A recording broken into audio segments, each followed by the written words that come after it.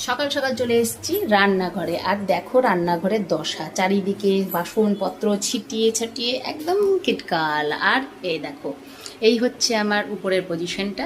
তো আজ লেগে পড়েছি, দেখেছো হাতে ন্যাতা, মানে ন্যাতা বলবো না, একটা কাপড়। তো সেই কাপড়ে নিয়ে নিয়েছি এই যে ভিমবার, এইটা নিয়ে নিয়েছি লিকুইডটা।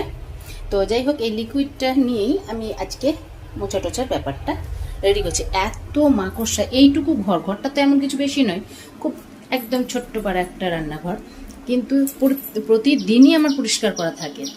এই জানলা তোমাকে প্রত্যেক দিন পরিষ্কার করতে থাকে আমার, কারণ এটা ফেভারিট জায়গা একদম। মানে এই যে চারিদিককার দৃশ্য দেখে না আমার ভীষণ ভালো লাগে এই রান্না করতে।